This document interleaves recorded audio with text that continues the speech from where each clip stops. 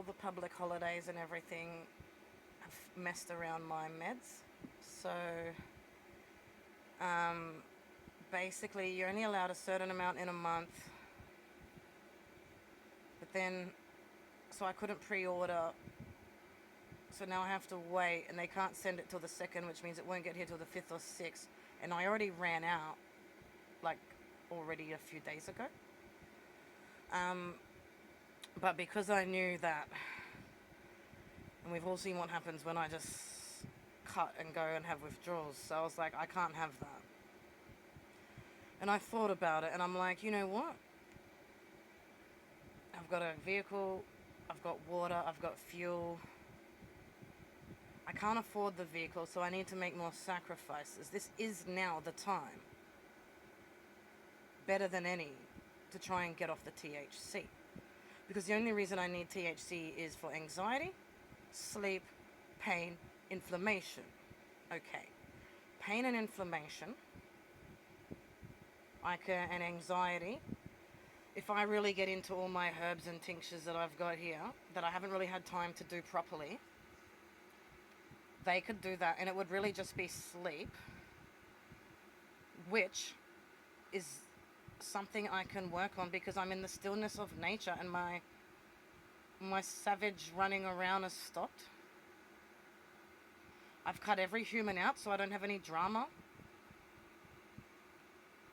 It's literally just me in the stillness of nature. This is the perfect opportunity to work on neuroplasticity and retrain my neural pathways into feeling safe and sleeping, but also to regulate my nervous system. So that's what I've done. I've spent the last week weaning off my THC. It's been quite a roller coaster. Night sweats. But I'm starting, like last night, I actually had some dreams. So what happens is you drift off and you fall asleep and you have these really vivid dreams. But then you wake up freezing and sweating, and then it's like you're in this half awake state where you're like still sort of dreaming, but you are aware of your surroundings, and it's just sort of weird. And then you fall asleep again, then you wake up with the sweat. So it's just like that. But what I'm going through with my stomach, my nerves, emotionally, my muscles, everything. Oh my God. Because I've been so stiff. I've not been able to like click my neck and my back. Now it's like, and I'm getting that whiplashy thing in my neck where it just keeps ripping. So I feel like everything's just in this weird state. And as much as I would just love to run Sadie out right now, I know if I push through, I'll just collapse. So I am having a rest day. She's on board. I managed to get up early and drive her around the bush for a run. And then I had a small window where I played a bit of fetch and hide and seek with her. But it's taken everything out of me. So she's cool now. She's got some chew things. I'm literally just going to stay here on the floor, meditate, manifest, maybe, drift in and out and just ride it.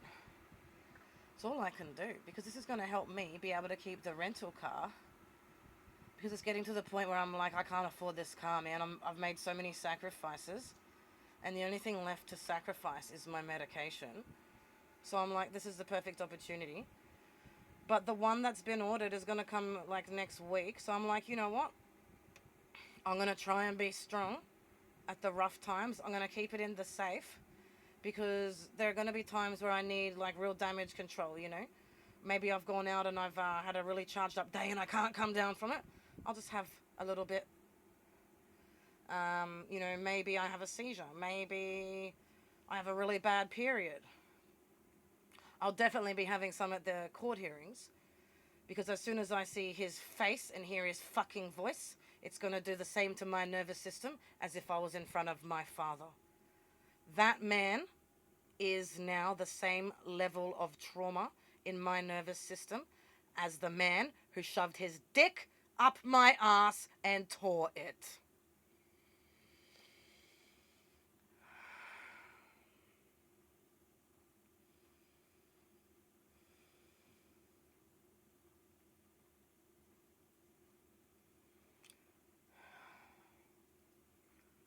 So I'm going to need some for that day.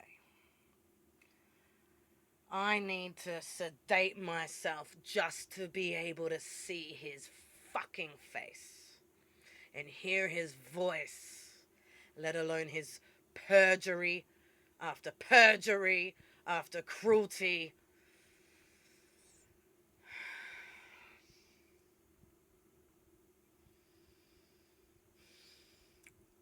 So I'm going to still use it.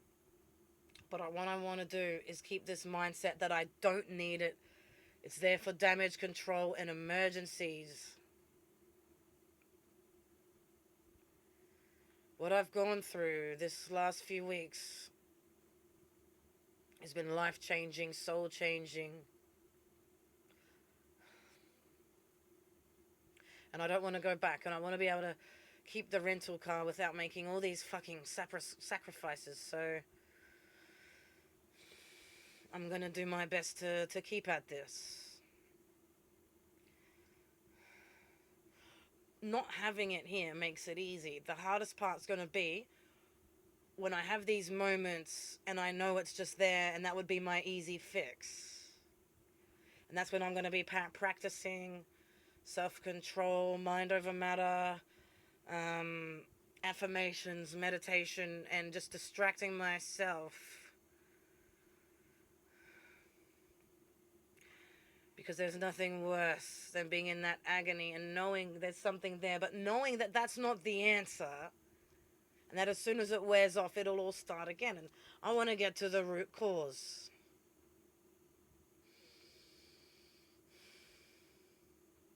To all my supporters with CPTSD out there,